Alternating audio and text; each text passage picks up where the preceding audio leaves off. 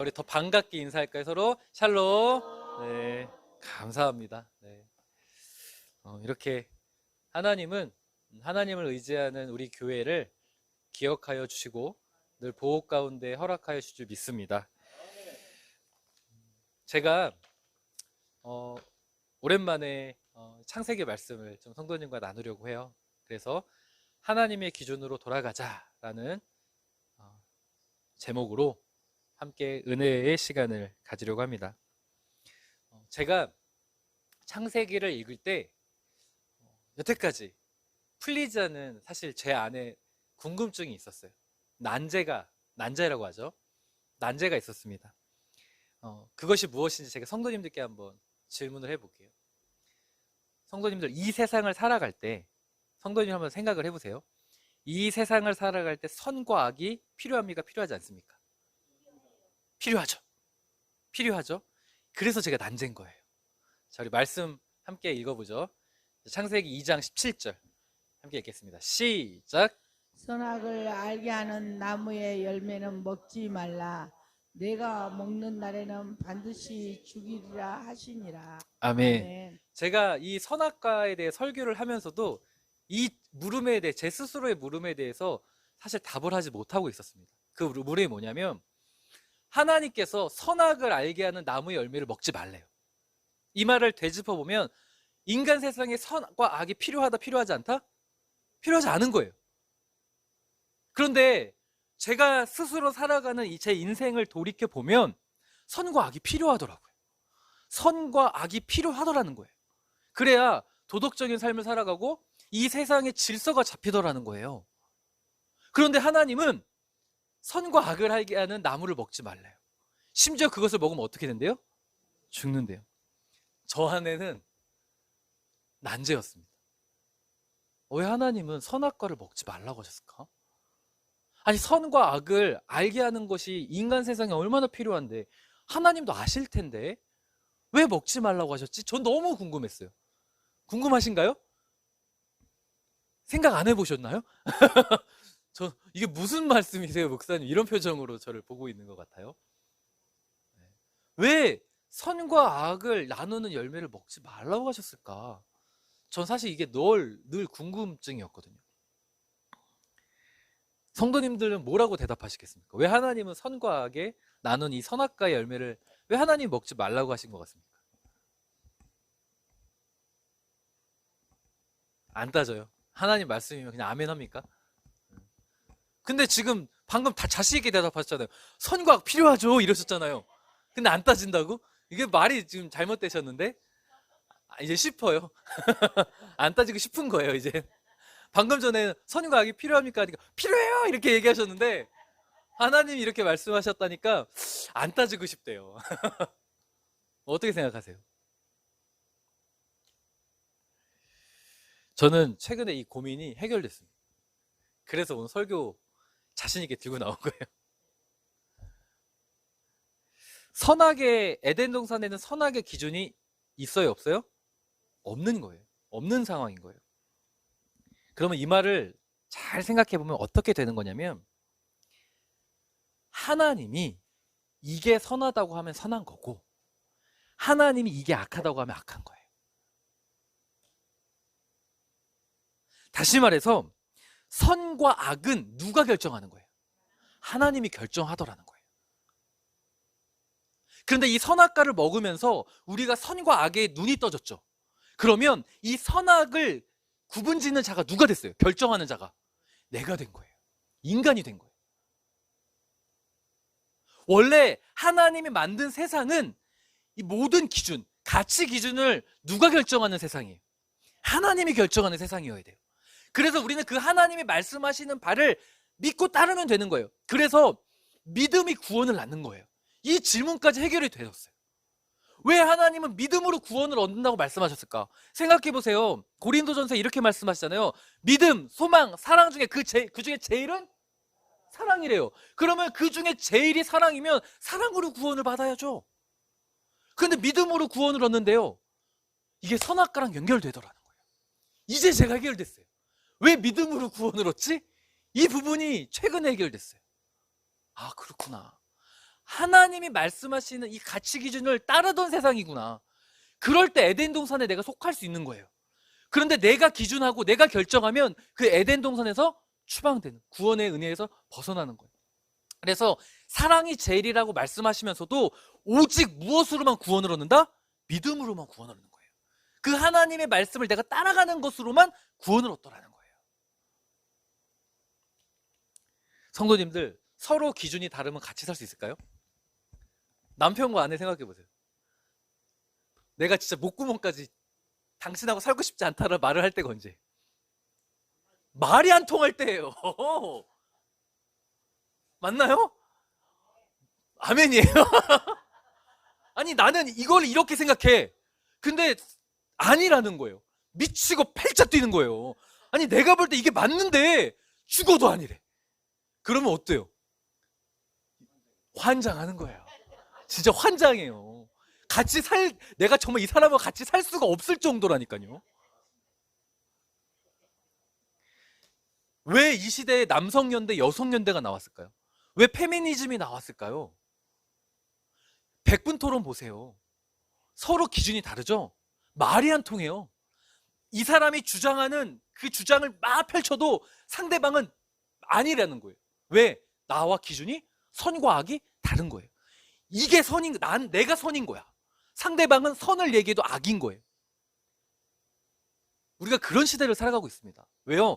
선악과를 먹은 뒤에 그 기준, 그 주체가 누가 됐냐면 내가 됐기 때문이에요. 근데 원래 구원의 은혜를 받았던 에덴 동산은 하나님이 선하다면 선한 거예요. 그래서 깨달았어요. 그래서 먹지 말라고 한 거구나. 하나님이 주인된 세상을 우리가 살아야 되니까.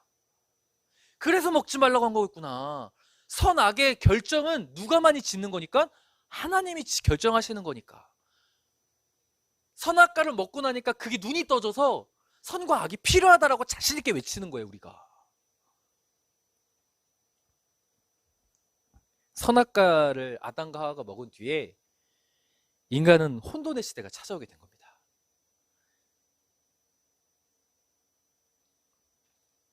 왜 하나님은 인간에게 이 선과 악이 필요하잖아요. 이것을 먹지 말라고 하셨을까? 금지하신 것일까? 이 궁금증이 풀리니까 제가 어느 말씀까지 열리게 됐냐면 창세기 4장의 말씀이 열렸어요. 그동안 이렇게 해석해 본 적이 한 번도 없거든요. 이 창세기 가인과 아벨 사건이 확 열렸습니다. 그래서 오늘 성도님들과 그 은혜를 좀 나누려고 합니다. 오늘 본문의 말씀은 가인이 아벨을 죽이는 가정의 비극적인 사건을 기록하고 있는 말씀이에요. 선과 악이 인간이 주체가 되어지고 난 뒤에 첫 번째로 발생한 사건이 바로 가인과 아벨 사건이에요. 선악과와 가인과 아벨 사건은 그래서 하나로 연결시켜야 되는 그런 사건이더라고요. 도대체 가인이 아벨을 왜 죽였습니까? 성도님들. 왜 죽였습니까? 하나님이 자기의 제사를 받지 않았기 때문이에요. 자, 가인이 아벨을 시기 질투했기 때문이에요. 쉽게 말해서. 아벨은 양을 치는 자였어요. 2절을 보니까, 그죠? 그리고 가인은 농사를 짓는 자였습니다. 제가 어렸을 때 그 초등학생 때, 국민학생, 저 6학년 때 제가 초등학교로 바뀌었어요. 국민학교 때. 그때 그 교회를 가면 선생님들이 저한테 뭘 가르쳐 줬냐면, 왜 하나님이 가인의 제사를 받지 않았냐면 아벨은 정성스럽게 양을 하나님께 드렸고 가인은 그 농사물을 초라하게 드렸다는 거예요. 그런데 아니에요, 성도님. 성경에 소제라고 하죠. 농산물에도 제사의 규례가 있어요. 그런 관점은 절대 아닙니다. 그래서 성경을 자세히 읽어보면 뭐라고 되어 있냐면 가인과 그의 재물, 아벨과 그의 재물이라고 나와 있어요. 다시 말해서 하나님은 재물을 보신 게 아니라 이 재물을 드릴 때 중심을 보신 거예요. 그 사람을 본 거예요. 사람을. 가인을 본 거고 아벨을 보신 거예요. 자, 그래서 하나님은 그걸 보기 때문에 가인의 그 제사를 받지 않은 거죠. 그래서 5절 우리 함께 읽겠습니다. 시작. 가인과 그의 재물은 받지 아니하신지라 가인이 몹시 분하여 안색이 변하니. 아멘. 아멘. 이제 문제가 생긴 거예요. 가인은 나름대로 열심히 잘 준비했겠죠. 가인이 이 드린 제물은 저는 굉장히 잘 준비된 제물이라고 생각을 합니다. 아벨만큼이나 잘 준비된 제물이었을 거예요. 적어도 외형적으로만큼은 잘 준비된 제물이었을 거예요. 그런데 하나님이 받지 않으셨어요. 가인이 굉장히 분해합니다. 왜 하나님이 받지 않으셨습니까? 이유를 밝히고 계시죠. 7절 말씀 함께 읽겠습니다. 시작. 내가 옳은 일을 했다면 왜 내가 내 애물을 받지 않겠느냐. 그러나 내가 옳은 일을 하지 않으면 죄가 내 문 앞에 도사리고 앉을 것이다. 죄가 너를 다스리고 싶어 하여도 너는 죄를 이겨야 한다. 아멘. 아멘. 하나님이 받지 않으니, 가인의 제사를 받지 않은 이유는 아주 명확하게 나와 있어요. 네가 옳은 일을 하지 않았기 때문이라는 거예요. 네가 올바른 행동, 올바른 삶을 살았다 안 살았다? 안 살았다라는 거예요. 여기서 올바른 삶이 무엇인지가 바로 여기 창세기 4장 5절에 힌트가 나와 있어요. 가인이 어떤 삶을 살아왔는지가 바로 여기 힌트가 나와 있는데, 하나님께서 만약에 하나님이 악하다고 하신 거죠. 이거 받지 않으셨잖아요. 하나님이 악하다고 하셨을 때 가인의 그 얼굴빛을 보세요. 뭐라고 해요? 안색이 변했대요. 이게 무슨 뜻일까요, 성도님들? 하나님이 선하다고 하는데 가인은 선하다고 하지 않는 거예요. 하나님이 악하다고 하는데 가인은 그게 악하다고 하지 않는 거예요. 선악과 사건과 같이 보이더라는 거예요. 하나님이 이렇다고 하는데, 하나님의 말씀이 이거라고 하는데, 하나님의 기준이 이거라고 하는데, 가인은 내가 생각할 때는, 내가 볼 때는 아닌 거예요. 자기가 생각할 때는 이 제물에 문제가 없네? 그래서 화가 난 거예요. 자기가 생각할 때는 자신의 제사에 드린 행위에는 문제가 없어요. 그런데 하나님은 아니라고 하니까 너무 열받은 거예요. 너무 분노하는 거예요. 다시 말해서 선악과를 먹은 뒤에 타락한 인간의 모습이 바로 가인입니다. 선악과를 먹어도 여전히 다시 돌아온 자가 누구냐면 아벨인 거예요. 하나님이 선하시다고 하면 선하다고 믿고 따라갔던 자가 누구예요? 아벨이에요. 이 세상을 살아가는데 얼마나 많은 일들이 펼쳐져요. 내가 원치 않은 일들을 만나고, 실망하는 일을 만나고, 낙심하는 일을 만날 때가 있잖아요.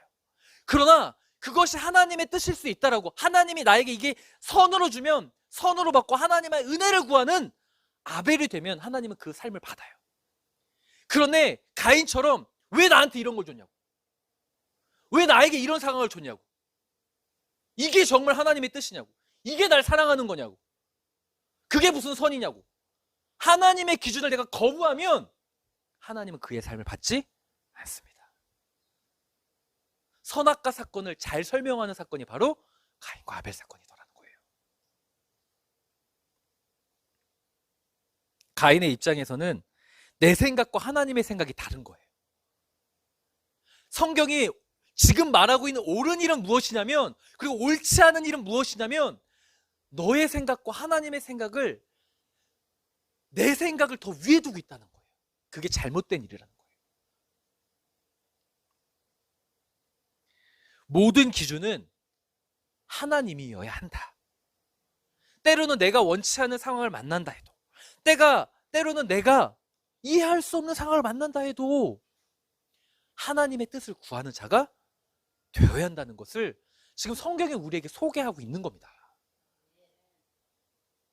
가인의 제사를 태도를 보면 그의 삶을 알 수 있습니다. 그의 삶의 주체가 누구예요? 나예요, 나. 그리고 하나님은 내가 필요할 때 나를 돕는 자예요. 질문해 볼게요, 성도님들. 성도님들은 지금 선악과를 먹고 난 뒤에 선과 악을 나눌 수 있는, 이 세상을 살아가는 분별력을 가지고 살아가는 시대를 살아가는 우리예요. 맞죠? 그런 시대 가운데 아벨입니까? 가인입니까? 이런 시대를 살아가는데 지금 내가 아벨입니까? 가인입니까? 내가 가치 기준을 결정할 수 있고 내가 모든 판단을 할 수 있는 선과 악의 눈이 띈 시대를 살아가고 있는 선악과 이후의 시대의 우리예요. 그러면 어떤 상황에도 하나님께 의지하고 하나님께 맡기는 아벨입니까? 아니면 내 생각을 먼저 앞세우는 가인입니까? 내 삶의 주인이 나입니까? 하나님입니까? 정말 자신 있게 외칠 수 있으십니까? 그렇게 되시길 축복합니다. 네. 저는 제가 가인이었다는 것을 완전히 깨달았습니다. 저는 목사지만 가인입니다. 근데 이렇게 생각하고 묵상하고 가고 있는데 차 타고 운전하고 있는 갑자기 옆에 간판에 뭐라고 써 있는 줄 아세요? 가인 부동산 이렇게 써 있더라고요. 난 가인이구나 하고 이제 묵상하고 이번 주 설교해야지 가고 있는데 딱 우측을 봤는데 가인 부동산이 있어요. 세상에 하나님 알겠습니다. 저 가인입니다. 다시 고백했습니다. 우리가요 신앙생활을 하고 있지만 하나님이 우리의 삶을 받으시는 아벨의 삶이 아니라 여전히 모든 가치 기준, 모든 선과 악을 구분짓는 주체가 나인 가인이 바로 우리라는 거예요. 그래서 내가 원치 않은 상황을 만나고 내가 실망되는 상황을 만나면 하나님께 불평하고 안색이 변하고 분노하는 자가 바로 우리라는 거예요. 하나님은 그것이 올바르지 못한 모습이라고 분명히 말씀하시면서 밑줄을 꼭 그으셔야 됩니다. 너는 이것을 이겨내야 한다. 창세기 4장 7절 말씀을 보세요. 현대인 버전으로 보세요. 너는 이게 죄가 되는 거예요. 이게 너를 다스리고 싶어도 너가 자꾸 결정하고 싶은 이 죄를 결정하고 싶어도 너는 이 죄를 어떻게 해야 된다? 이겨내야 한다. 반드시 이겨야 한다라고 하나님 우리에게 말씀하고 있다는 거예요. 사랑하는 성도님들, 우리가 무엇을 이겨내야 하는지 하나님은 분명히 말씀하고 계십니다. 내가 결정하고 싶은 욕망이 생기고 내가 모든 가치 기준을 결정하고 싶은 순간이 생겨도 하나님께 맡길 수 있은, 하나님께 맡겨야 된다는 그 믿음의 결단을 가지시고 반드시 이겨내시기를 축복합니다.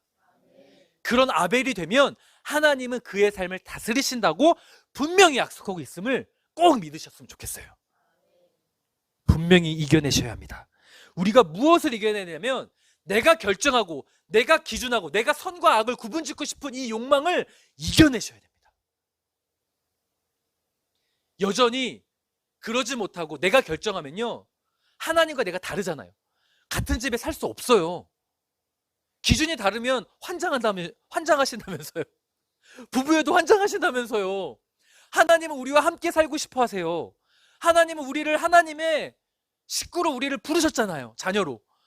함께 살려면 그 뜻이 같아야 돼요. 우리가 하나님과 성도님들 어느 때 자녀가 가장 예뻐 보이세요? 내가 생각하는 바를 따라주고 지지해주고 응원해줄 때 그 자녀가 얼마나 예뻐요. 하나님이 우리가 하나님의 생각을 따르고 하나님과 같은 마음을 가지면 얼마나 행복해 하시겠어요. 그리고 그런 자녀에게, 그런 마음을 품은 자녀에게 부모님들은 어떻게 해주고 싶으세요? 다 해주고 싶잖아요.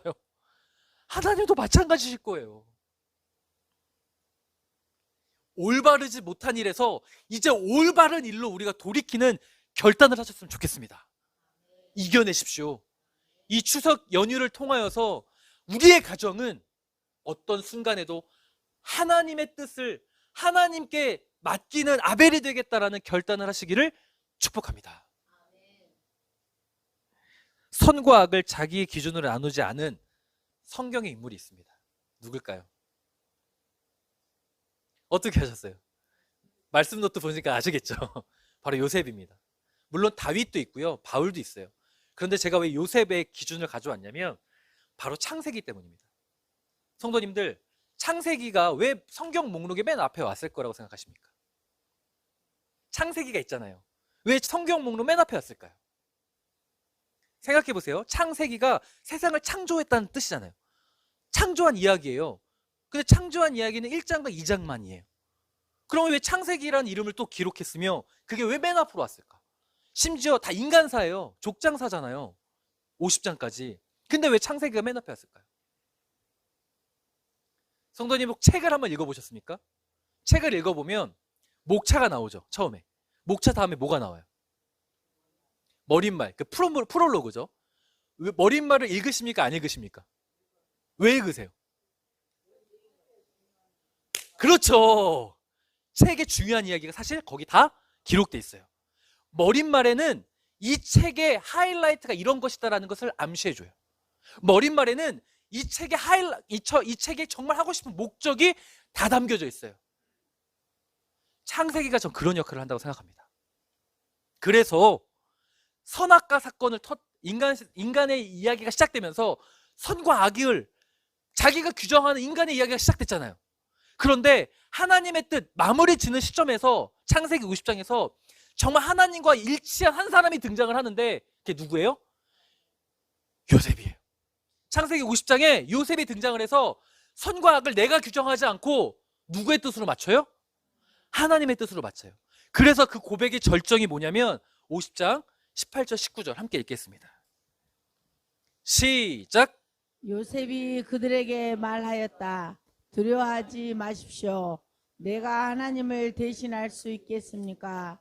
형님들은 나를 해치려고 하였으나 하나님 그것을 선으로 바꾸셔서 오늘날 내가 많은 사람의 생명을 구할 수 있게 하셨습니다. 아멘. 아멘. 너무나 기막힌 고백이에요. 선악과 사건에 무너졌던 그 인간의 고백이 정말 하나님과 일치된 고백으로 바뀌는 아주 절정의 고백입니다. 내가 하나님을 대신할 수 있습니까? 이 고백을 밑줄을 그셔야 돼요. 내가 하나님을 대신할 수 있습니까? 얼마나 기막힌 고백이에요. 이 고백이 언제 나온 거예요? 요셉의 형제들, 그 아버지 야곱이 죽자 요셉의 형제들이 무서워졌죠. 왜 무서워졌어요? 자기들을 지켜주던 야곱이 죽었거든요. 그리고 자기들이 한 짓을 아는 거예요. 요셉한테 어떤 짓을 했습니까? 팔아먹었죠. 죽이려고 하다가 노예로 팔아먹었단 말이에요. 그러니까 이제 목숨이라도 구걸하려고 그들 요셉한테 와서 절하면서 살려달라고 애걸복걸하고 있는 상황이에요. 그럴 때 요셉이 이렇게 말하는 거예요. 내가 하나님을 대신할 수 있습니까? 이 고백이 무슨 고백일까요? 하나님의 뜻이 그렇다면 그런 거고 하나님의 뜻이 아니라면 아닌 건데 하나님이 이것을 선이라고 하셨지 않습니까? 보세요. 이게 하나님이 그것을 선으로 바꾸셨다고 했어요. 하나님이 이걸 지금 자신의 상황 생각해보면 어떤 상황이에요? 얼마나 복수하고 싶은 상황이에요. 형제들이 자기 팔아먹고 죽이려고 했던 상황이잖아요. 더군다나 팔려갔을 때 노예가 되는데 노예뿐만이 아니라 억울한 감옥살이도 했잖아요. 그게 선이에요? 그 선한 상황이에요? 인간의 기준으로 봤을 때 악한 상황이잖아요. 그런데 그 모든 것을 하나님이 선으로 바꿨다고 하니까 그게 선인 거예요. 요셉은 선과 악의 기준을 내가 규정하지 않고 누구께 맡긴 거예요? 하나님께 맡긴 거예요. 그래서 이렇게 고백을 하는 거예요. 내가 하나님을 대신할 수 있습니까? 아무리 형님들을 나를 해치려고 했지만 하나님이 그것을 선으로 바꿨기 때문에 그건 선한 겁니다. 내가 인간이 봤을 땐 악한 거예요. 선과 악을 눈에 떴던 인간을 봤을 때는 악한 상황이에요. 복수하고 싶은 상황이에요. 근데 그게 선이래. 조선의 제3대 왕 누군지 아십니까? 태종? 조선의 3대 왕 태종? 이방원. 이방원이죠. 이방원이 왕자의 난을 일으킨 이유가 있어요. 왜 왕자의 난을 일으켰을까요? 복수심 때문이에요. 왕자의 난을 두 번 일으키죠. 왕자의 난과 제2 왕자의 난. 첫 번째 왕자의 난 때 누구를 죽이죠? 정도전을 죽입니다. 정도전이 어떤 역할까지 했었죠? 모든 이성계의 둘째 부인 강씨 있죠. 이방원 입장 계모인 강씨예요. 강씨의 아들, 제 이름이 정확히 기억이 안 나는데 그 둘째 아들을 세자로 세웠었습니다. 이성계가. 그러니까 정도전이 세운 거예요. 왜냐하면 정도전이 이제 나라가 고려에서 조선으로 바뀌고 났을 때 제왕 교육을 형제들은 받지 않았. 너무 큰 거예요. 뭐 이방원이나 다 형제들은 너무 커서 제왕 교육을 받지 않았는데 어렸던 그 강씨의 둘째 아들은 어렸기 때문에 어려서부터 제왕 교육을 받으면 제대로 된 왕이 되겠다는 판단이 있었고 두 번째는 자기가 정치 권력을 잡고 싶은 거예요. 그런 욕망 때문에 사실 모든 신하들은 이방원이 마땅하다고 생각했었거든요. 너무 탁월해서. 그런데 정도전이 자기의 욕망을 위해서 철저하게 이방원을 정치적 고립을 시킵니다. 변방으로 보내버려요. 그 함경도 쪽으로 보내서 거기서 자신의 조상들을 제사 지내는 역할만 맡깁니다. 정치적 중앙으로 못 들어오게 막아버렸어요. 근데 그런 사건 가운데 효심이 강했던 이방원은 잘 따른단 말이죠. 결정적인 사건이 무엇이었냐면 정도전이 형제들을 다 궁궐로 불러들여요. 왠 줄 아세요? 다 죽여버리려고. 이방원을 비롯한 그 왕세자들을 다 죽이려고. 세자 빼고 다 죽이려고 합니다. 그래서 딱 정도전이 이방원이 딱 궁궐을 갔더니 궁궐에 등불이 다 꺼져 있었던 거예요. 눈치를 챈 거죠. 아, 사단이 났겠다. 그래서 집으로 돌아와서 딱 돌아왔는데 그때 당시에 정도전이 사병혁파라고 해가지고 모든 무기와 사병들을 다 몰수했거든요. 그런데 그 이방원 부인 민 씨가 집안 몰래 무기를 숨겨놨었어요. 그대로 바로 왕자의 난을 일으켜서 궁궐에 쳐들어갑니다. 그 사건 때문에 정도전이 자기를 죽이려고 했던 것, 정치적 고립뿐만이 아니라 다 죽이려고 했던 그것 때문에 단단히 화가 나서 복수심에 왕자의 난을 일으켜서 바로 정도전을 죽여요. 그리고 두 번째 제2의 왕자의 난을 일으켰을 때 다른 형제들도 다 죽여요, 이방원이. 그런데 거기서 가장 분노하고 복수하고 싶었던 계모였던 강씨. 강씨의 무덤을 다 훼손하는 철저하게 복수의 화신이 바로 이방원이에요. 그런데 그 이방원이 복수를 할 때 많은 역사학자들이 그 이방원의 행위에 대해서 옹호할까요? 옹호하지 않을까요? 옹호합니다. 왜냐하면 이방원이 너무 안 됐거든요. 이방원이 정치적 고립이 어느 정도로 심했었냐면 조선이 그때 당시에 청나라였나요? 명나라였나? 정확히 기억이 안 나는데요. 그 중국에 요동정벌, 이성계가 요동정벌을 하잖아요. 요동정벌을 하려고 하다가 위화도 회군을 해서 조선을 세우지 않습니까? 그 요동정벌 사건 때문에 조선에 대해서 굉장한 분노를 중국이 가지고 있었습니다. 그래서 1년에 3회 정도 했던 그 외교를 3년에 1회로 바꿨어요. 조선 입장에서는 큰일 난 거죠. 큰일 난 거예요. 그래서 사신을 보냈는데 사신을 다 돌려보내거나 죽이거나 했습니다. 도저히 안 되겠다 판단했던 이성계가 누구를 불렀을까요? 이방원을 불러요. 그래서 이방원을 사신으로 보냅니다. 이방원이 중국에 가서 어떻게 했을까요? 외교 문제를 해결했습니다. 그럼 중앙으로 불러들여야 될 거 아니에요. 그래도 아무런 보상도 하지 않고 정치적 고립을 시켜버립니다. 철저하게 외면받았던 이방원이에요. 그런 역사학자들이 그런 그 일화들을 너무나 알기 때문에 이방원의 복수심에 대해서 충분히 동의를 합니다. 다시 말해서 제가 이 이야기를 왜 드리냐면 요셉의 입장에서도 봤을 때 충분히 복수할 이유가 타당하다는 거예요. 인간의 눈으로 봤을 때 선과 악을 규정하기 때문에 충분히 그럴 수 있다고 옹호할 수 있다는 상황이에요. 그러나 요셉은 했다 안 했다? 안 했다. 아무리 인간의 눈에서 마땅해 보이고 선과 악을 구분지는 인간의 눈에 봐서 아무리 그래 보여도 그 모든 시선을 거두어들이고 모든 기준을 누구에게 맡겼다? 하나님께 맡겼다. 그래서 창세기가 누구의 이야기로 끝나는 거냐면 요셉의 이야기로 끝나는 거예요. 사실 실제적인 주인공은 야곱이에요.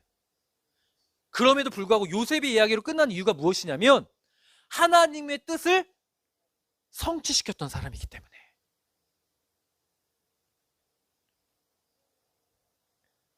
사랑하는 성도님들, 그런데 요셉이요 완벽한 사람이었습니까?